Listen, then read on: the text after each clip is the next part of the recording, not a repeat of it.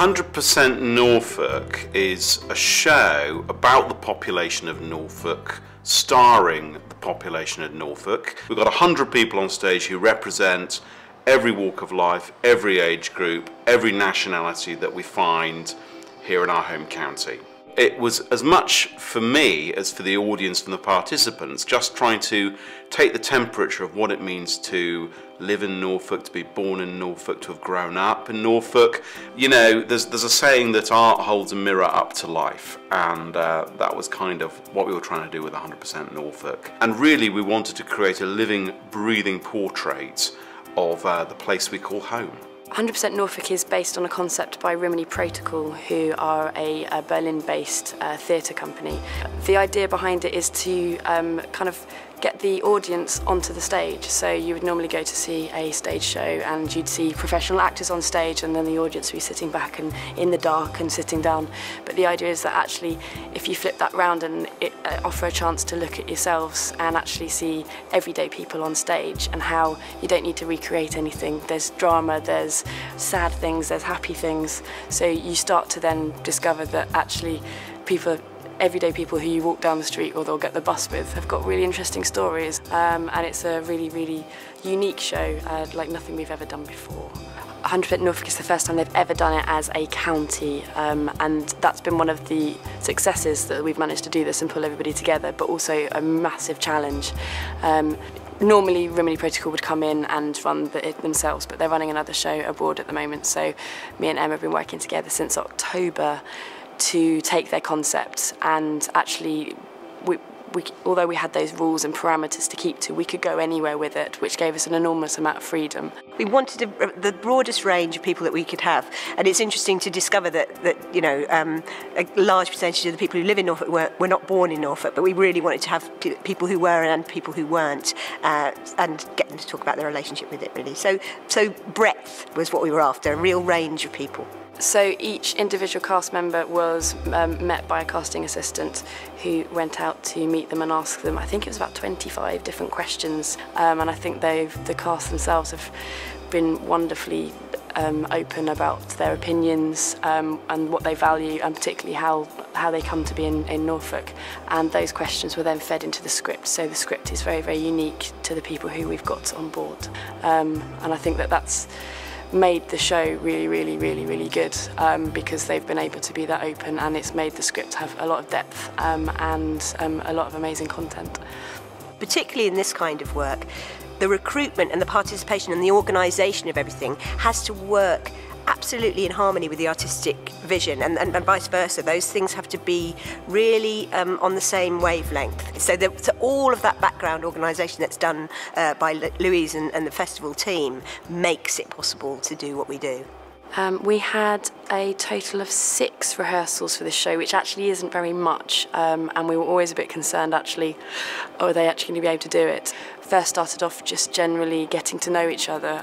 This is a very social project. There's 100 different people, and actually as we've gone through you can see the camaraderie between all of them, and they've made all their own little friendship groups. But thinking what can we achieve in this 3 hours that we've got was always a big thing. I always wanted people to be comfortable and happy, and I wanted to give them information sort of a bit at a time, so people didn't get overwhelmed or frightened by the process, but we just did chunks and had fun, and we were playful with each other.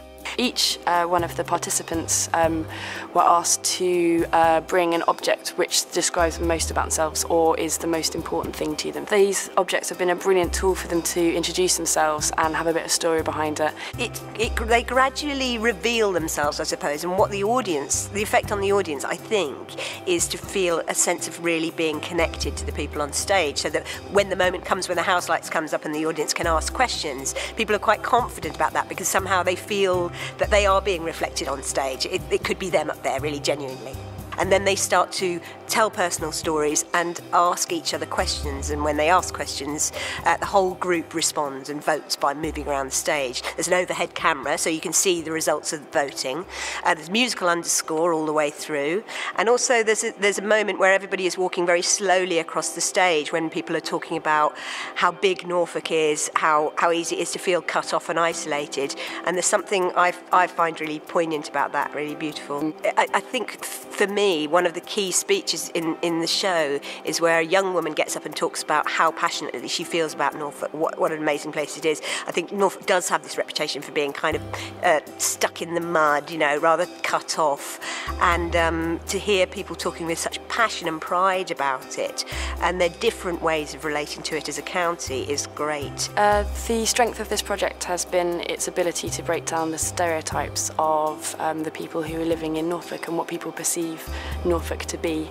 And we've been able to dig a little deeper and find some amazing and wonderful characters who've got so many different stories to tell and are so very, very interesting, and you'll meet some of them in a little bit more depth in the next part of this film. Norfolk's my home and I feel almost patriotic about it. There's something really different about Norfolk, and I really think that a book called The Pattern Under the Plough by George Ewart Evans sums up the culture in this part of the world. The fact that we're cut off by the sea, the fens and the rivers, and it makes us quite a special, separate part of the country. When I came to Norfolk, I was I was age 14. I was at an age where I didn't really want to be, taken away from my friends, and so I came here and felt a bit. Well, I really didn't want to be here to start with, but the reason I brought you guys out here today was because it was the river trips when I was about 16 that I started making with my friend Oscar, who lives down the road, that really just opened my eyes up to life here. And we spent an entire summer canoeing down the river and, like having fires and playing music and stuff, and it was just like the absolute best, and I kind of haven't turned back since then. These experiences lead you to being patriotic, or if that's the right word, about a place, because once you start scratching the surface of things and you see what's there, you start caring about it.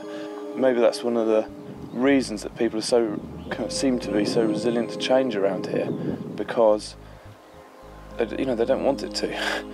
It's a really lovely untouched place, and it's great. I have a great life, and so do the vast majority of people around me.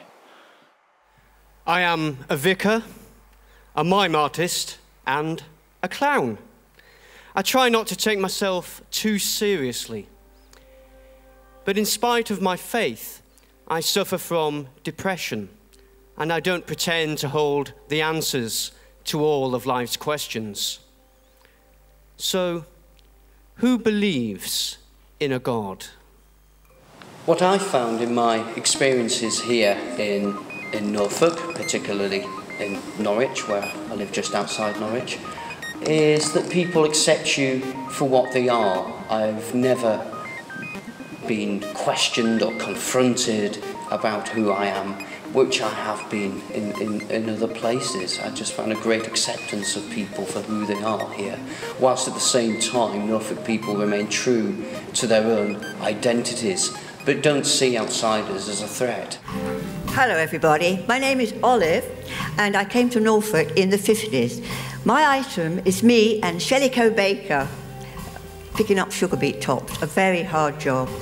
He was a lovely man, he was full of Norfolk squit and wit, and he was gassed in the First World War, but he stayed with us until he died. He and his grandson were terrible poachers, and his grandson's written a book about all their exploits, which is a darn good read. Anyway, I'd like to introduce Reb and his guitar. Thank you. My name is Olive English. I've been here, God knows, about 65 years or so. I came from London, married a farmer. I love the country. We had a farm and children. Right now we're here in my local church, which is St Mary the Virgin, Saxlingham Nethergate. It holds a colossal amount of memories for me. First of all, my lovely husband is buried round the back in the churchyard. It really is a lovely place to be, and I just love the country. It's so wild and free. We had a good life together, and I never regretted Never wanted to go back to London, ever. I passionately believe that taking part in the arts is and should be a fantastic part of everybody's life, whether you're singing in a choir, or whether you're taking part in an amateur dramatics group, or whether you simply enjoy painting or drawing or making your own visual arts.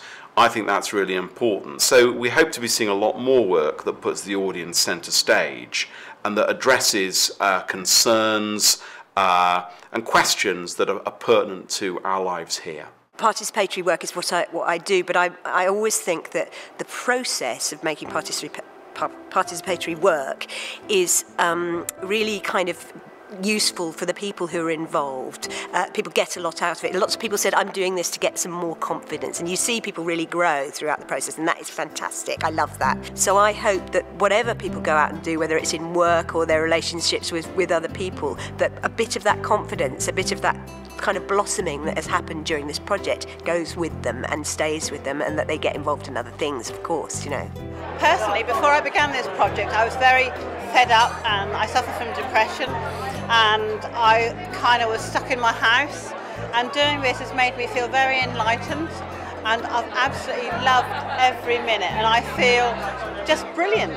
I think I've got quite a lot of confidence from the project. I've just had a wonderful experience, but I've gained friendship, and I feel it here inside what a wonderful place Norwich is to live in. I've gained confidence, understanding, knowing myself, knowing my limitations, brotherhood, sisterhood within the whole group, and it's been just magic. I think I've got more courage to go in front of more people and make sure I get it out clearly. The initial one is probably standing on stage on Friday night, waiting to talk about, you know, do my introduction, and my heart thumping. It was bang, bang, bang, bang, bang. I thought it was going to explode out of my chest. I think I've gained the idea that if you say yes to something, you really open doors on new experiences, and that is a really positive thing, and it's been marvellous, it's been wonderful. My lasting memory of this project is, I think, going to be the camaraderie sort of felt between all these people. It's been absolutely great, just fantastic meeting people from such different aspects of life and such different amounts of experience, and everything coming together in the end was just brilliant, fantastic to see. And it is the surprising nature of the connection that we've all had with each other, and the affection we've ended up feeling for each other. It wasn't just intellectuals trying to shock other intellectuals, it was involving the whole community. And I've never been involved with the whole community in any kind of theatre before. So that's what I'll take, and it's very dear to me. It was wonderful. Just realising that Norwich and Norfolk, you are part of a community. It's like being in a big village, really. Even though you don't know people, you can very easily get to find them and find new acquaintances and friends and experiences. So I suppose my lasting memory is the surprises that you get from people telling their stories, and because we were allowed to change them each night, you were shocked and sometimes moved at what people came out with, and the fact that they trusted you enough to tell you these things and to tell hundreds of people in front of them what their life's been like.